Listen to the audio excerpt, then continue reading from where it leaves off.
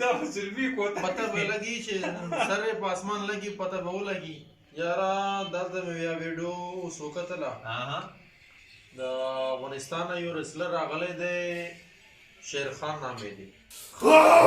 او شیرخان نامې دی د خان بابا ته چیلنج ورکړی دی واو نه دا زموږ د خان بابا دی دا او واو پاکستان رسلر ته چیلنج ورکړی دی اوس دا یې راغلی دی پکې نه بس خان بابا باندې د ټیک دا سلوي کوته پته به لګي چې سر په اسمان لګي پته به ولګي دا ځوان دی نه ته چې دا مقابله وکړه نو ستاسو خیال چې دا خان بابا لماته ورکی کنه یاره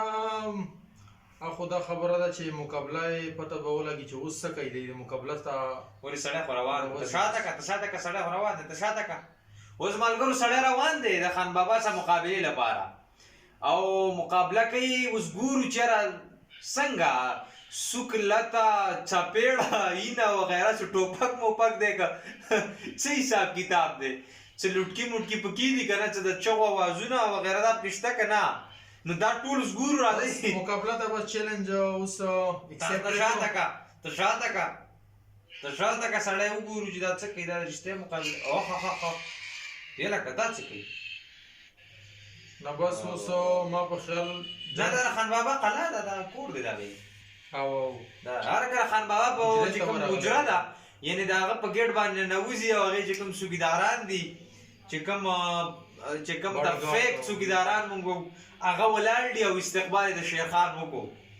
نه د شیرخان استقبال خو وکړو چې دا بابا اوس څوک دی کله ستاسو دیزي مشر دی کنه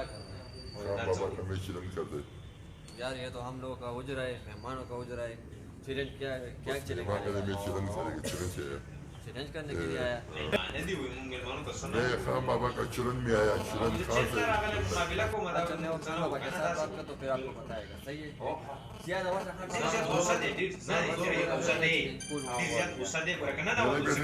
बाबा का चरण देगा नहीं बैठेगा دا سړی څوک دی اوه که غمیز صاحب قابو والی دغه دی راغلی ها سړی قرآن نه وته چې اوس څه کوي حجرې د دا حجره د خان بابا ناست دی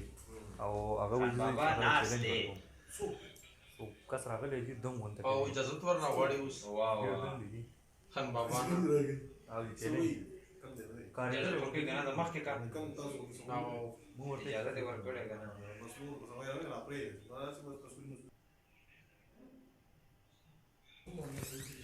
ولې که اجازه ورکړو دا سړی خو راغلی حجرې ته دا خو د رښتیا راغلی لکه ما کې دا ګپ لګوي بالکل رانه मैं चरण के سپینمو کې له ګوتې चरण ورکړي देगा मैं बोले चैलेंज कर راپاسې دا جنګ کوي بس جنگ شروع کیږي اوس اوس جنگ شروع شو اوه بڑا جوړ نه خلاص ولو پته به ولګي خبر تک دا جنگ شروع دا څو خلاصې لري बैठ जाओ دا بس बैठ जाओ हमारे मेहमानों बैठ जाओ चरण क्या चैलेंज कर रहे हो क्या चैलेंज कर रहे हो पाकिस्तान लाते होते जोर लगाओ मेरी बात सुनो तुम हमारे मेहमान हो यहाँ नहीं पेशावर में मैं और तुम दुनिया का सबसे बड़ा मैच कयूम स्टेडियम में बहुत जल्द دا ختمه شو دا ویډیو کنه مړه پرې دا شي دا خو دغه شي پورې وا ما خو ورې جره مړه به چرته د پاکستان او انډیا جنگ شروع کیږي مړه پاکستان څه توره واکای چې دا دونه مقابله کې شړی اجازهونه لري مړه دا څه دی یاره سړا خدای خان بابا دې په پاکي چې پارشي زما دا مطلب مې دا بدل لاسو کې نی غوچته یوري او د اسمه کې ته راولي او خان بابا له شکست